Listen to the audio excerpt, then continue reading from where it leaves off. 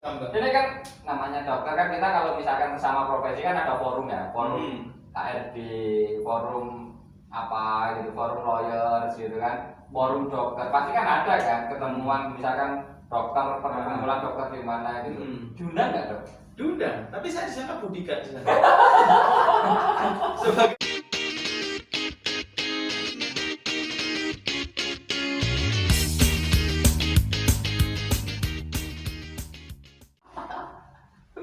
Oke dok, sore hari ini dok kita mau sharing nih terkait sekarang kan COVID ya dok ya. Iya. COVID. Jadi memang sebenarnya apa sih dok COVID-19 ini sebenarnya apa sih? Mungkin banyak orang yang masih ya tahu, mungkin tahu sih ya, cuma sekedar tahu aja. Cuman kan belum dengar dari ahlinya, ahli intinya ini dok. Nah, monggo dok.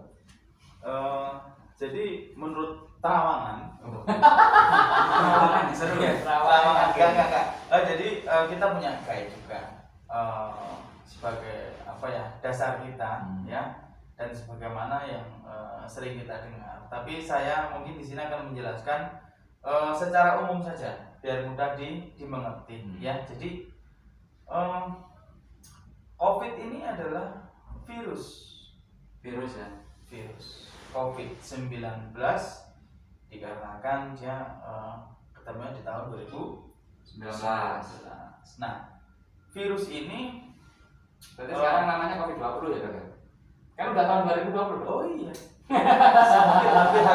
Hampir virus 20. Mohon maaf WHO. Iya. Oke, jadi virus ini dia itu ditularkan antara manusia ke manusia. Jadi virus ini tidak akan berjalan kalau tidak dibawa oleh manusia. Gitu. Jadi hidupnya memang di manusia gitu ya? Hidupnya memang di manusia. Gitu. Walaupun dia bisa hidup misalnya kayak seperti di meja gitu ya, di kursi, cuma dia tidak akan lama. Nah, yang jadi masalah adalah ketika dia di meja itu dia masih hidup, kena tangan kita atau enggak. Nah, untuk itu nanti ada cara-cara gimana sih kita biar nggak tertular virusnya. Oke, harus nempel. Kalau misalnya ada lagi aktif itu terus nempel gitu ya. Iya. Kalau misalkan dia nempel di hewan atau di tumbuhan gimana tuh dok? Ya, Jangan dia nanti tidak akan hidup karena memang bukan tempatnya atau bukan hostnya. Gitu. Ya masa iya nanti pohon sesak nafas gimana? Ya siapa tahu, kan ada cicak. Oh iya, nafas ya. Nafas lagi cicak nafas. Iya, penyakit baru cicak nafas. Jadi memang ini virus ya dok ya? Virus. Nah sebenarnya kan kita kalau COVID-19 ini kan udah sejak tahun 2019 ya? 2019 Desember dulu dong. Desember. Sebenarnya kita juga udah apa namanya ya, Indonesia sempat lockdown ya, bukan lockdown, apa namanya? PSBB. Sempat beberapa wilayah memang menerapkan PSBB. Apa sih sebenarnya? Maksudnya PSBB atau maksudnya itu gimana sih sebenarnya dok? Sebenarnya PSBB ini yang tujuan utamanya adalah mengurangi pergerakan antara manusia satu dan manusia yang lain. Mengurangi pergerakannya itu agar tidak saling bertemu, tidak saling ini. Makanya ketika PSBB ada namanya work from home. Nah, gitu. Jadi kerjanya dari rumah. Sempat Mas Udin sempat work from home. Ya, waktu itu saya malah ke lockdown juga. Kita berdua. Oh iya, kita berdua. Iya, kita berdua yang sampai jadi zombie dulu. Ngerasain. Bagus. Jadi gitu ya dok. Jadi memang saat itu memang ada PSBB. Kemudian kan udah sempat oke lah semuanya nggak ada lagi PSBB. New normal katanya kan. New normal. Nah, tapi sekarang ini dok, mulai ada PSBB lagi nih dok. Kira-kira menurut dokter gimana nih? Apakah memang kemarin PSBB-nya kecepatan atau lockdown-nya kecepatan? Harusnya lockdown terus ini sampai benar-benar habis atau gimana dok? Sekarang muncul PSBB lagi dok? Ya karena kita melihat peningkatan kasusnya kan yang sangat luar biasa.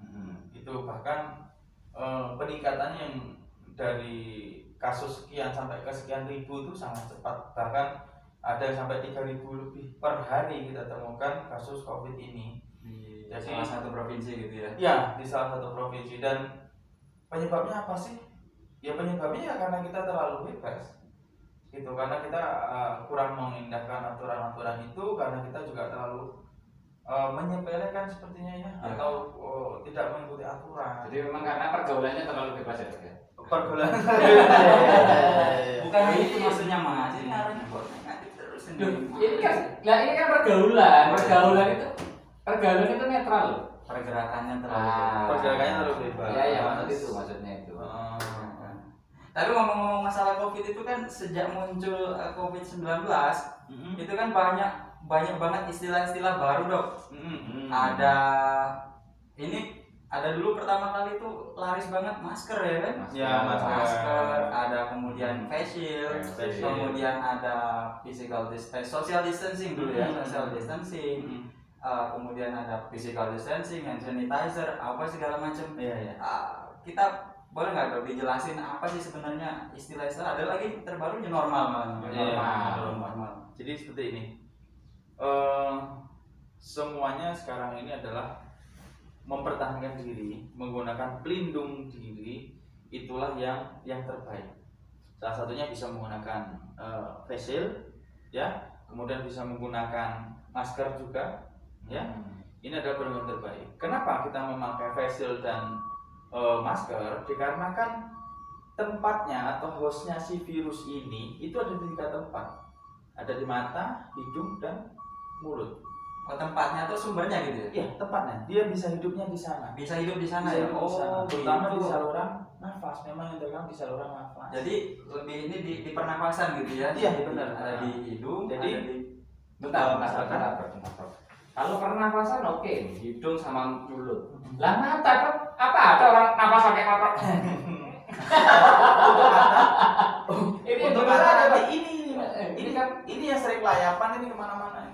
Biasanya ke mata, terus gali-gali kan, teman masuk makan. Nah ini yang bisa layapan ke kemana-mana. tangan ini ya? Tangan. Cuman maksudnya memang dia mata pun bisa ya. Bisa. Akhirnya masuk ke pernafasan ya. Iya. Bukan masuk ke pernafasan juga, tapi dia ini bisa hidupnya di sana. Tapi bisa hidup di situ gitu ya? Bisa. Bisa hidup di sini. Yang kalau kepegang, terus ini kemana? Kelihatan kemana kan? Kalau di tangan, di telinga gitu nggak bisa Dok ya? Iya, karena masuknya tadi dia akan hidupnya di tangan kita juga, dia nggak bisa hidupnya. Nggak lama ya. Karena memang bukan bosnya. Bukan rumahnya. Bukan rumah. Oh, I see. Benar. Kemudian kalau itu untuk penularannya, kalau istilah lain ada yang pernah ngomong droplet. Nah, itu Dok. jadi droplet itu secara umum saja ya, silakan. Bahwa kita bisa mencoba, misalkan kita sedang berbicara atau kita sedang bernafas di depan kaca, nanti kacanya akan bulat. Nah, itu kayak muka. Ada kata lain selain bulat nggak Dok? Ngembun. Buluk ya? Ngembun. Nah, jadi itu cairan yang keluar dari pernafasan atau hidung dan dari mulut. Nah, itulah droplet, yang namanya droplet. Nah, apalagi ketika kita sedang terkena batuk atau pilek, itu maka dropletnya akan semakin banyak dan semakin kencang. Gitu. Dan Sudah bukti saja ketika kita di depan kaca ngomong terlalu lama, nanti bakal ada yang muncrat, gitu. Ngembun ya, ada yang ngembun ngembun. gitu. Nah, itulah yang namanya droplet. Berarti memang penularan virus ini lewat droplet ya? Droplet Utamanya ya? Utamanya dari droplet, baru nempel ke benda-benda, baru benda-benda. Dan setiap orang, bahkan kita nafas doang, nggak ngapa-ngapain, nafas doang itu ngeluarin droplet ya? Iya, bisa. Terutama saat Kirain itu droplet keluar Terutama cuma pas kita bersin berbicara. doang gitu kan? ini kita berbicara seperti ini droplet ini. Ini ngembun juga. tapi muncratnya ke bawah nih Dok. Muncratnya ke bawah. Terus baju kuning ya. Oke, selanjutnya itu kan Banyak pulaunya. setelah droplet pakai masker itu ada istilah juga social distance. Social distance. Nah, tujuan dari social distance tadi menghindari dari dropletnya. Ya, tidak Iya, pergaulan bebas ya. tidak menular ya, tidak menangani kita, kecuali dia kalau ngomong sambil meludah. Nah, Oh gitu. Kalau dia ngomongnya terlalu kenceng dan ngomong depan kita marah-marah, nah itu sampai.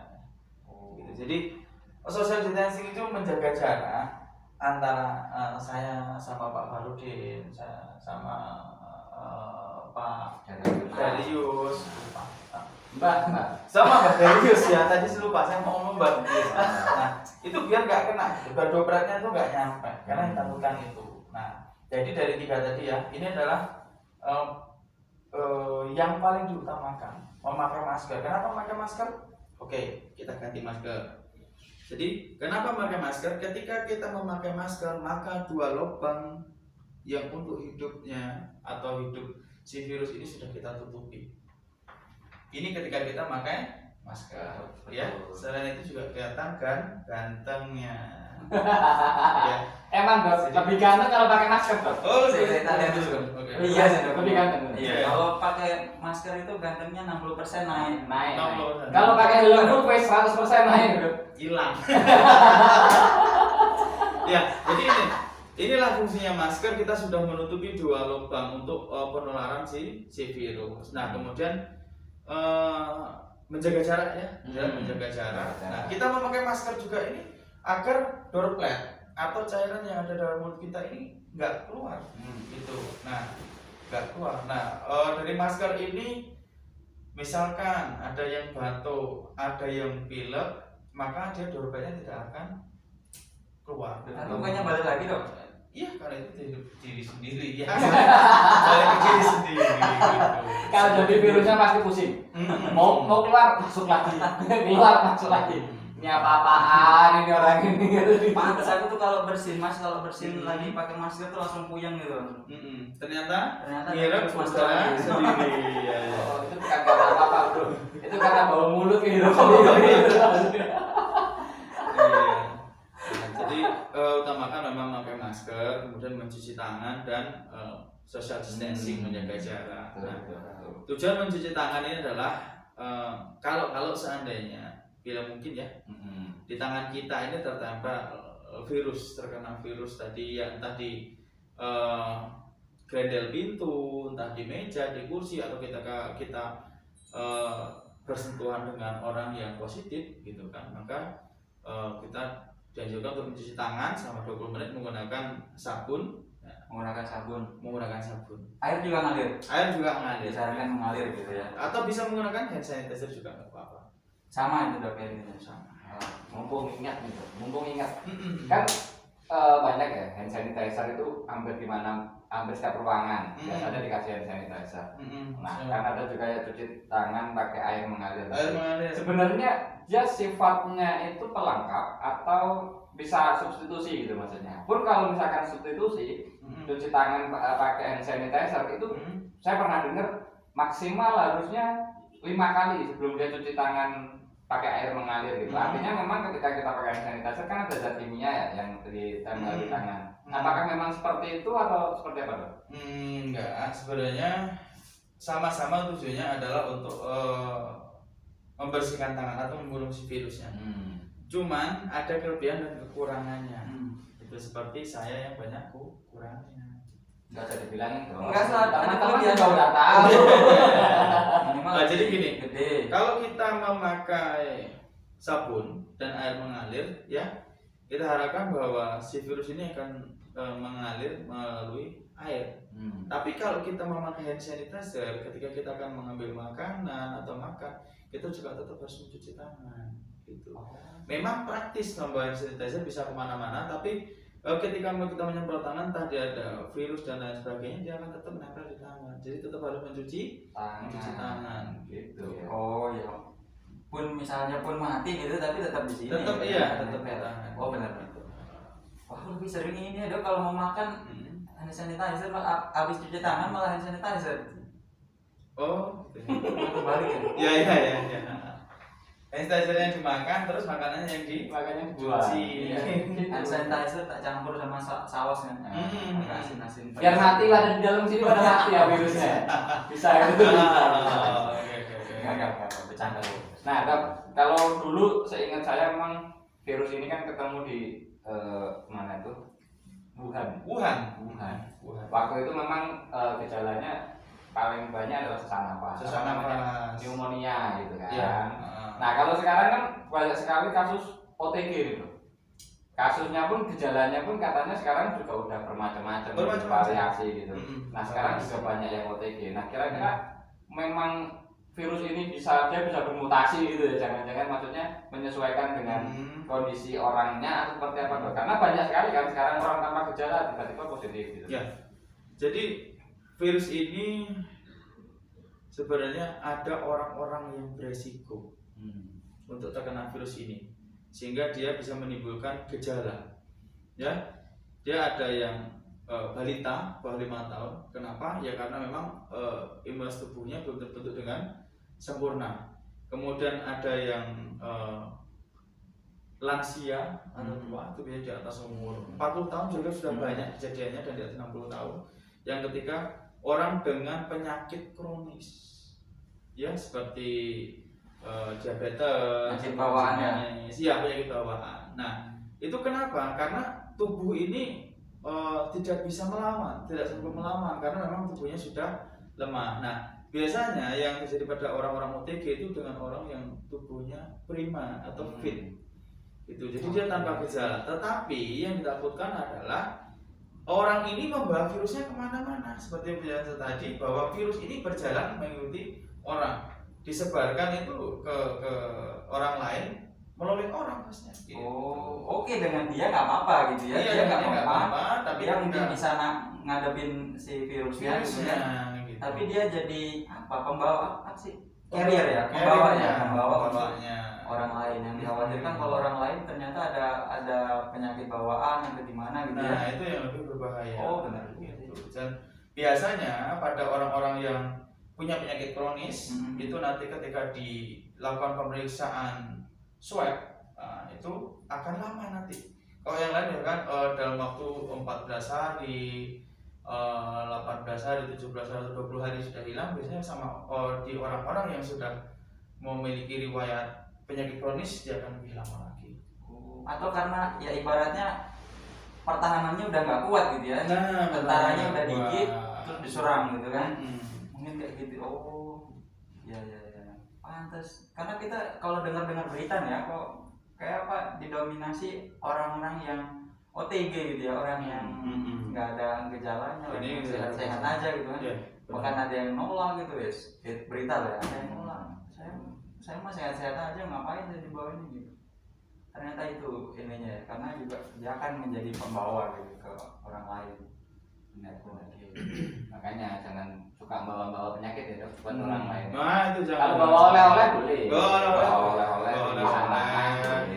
Bawain uang. Kalau bawa virus ya buat diri sendiri aja lah. Buat diri sendiri aja. Simpan 14 hari atau 15 hari. Iya. Insyaallah bisa sehat lagi. Dan kita akhiri kayaknya mas, kayaknya sudah meneteskan air mata nih.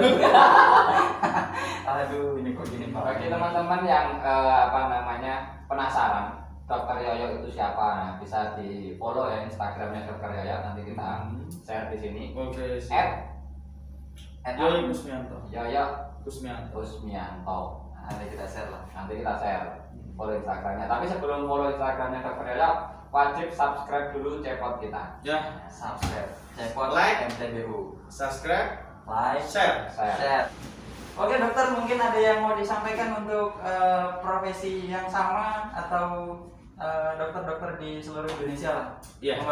Jadi buat teman-teman sejawat, buat senior, buat para medis semua di Indonesia, pokoknya yang bekerja menangani pasien-pasien COVID atau yang bekerja di manapun lah pokoknya yang berkenaan dengan kesehatan, tetap hati-hati, tetap waspada, selalu semangat mengikuti aturan COVID, menggunakan APD yang lengkap karena COVID ini benar-benar ada.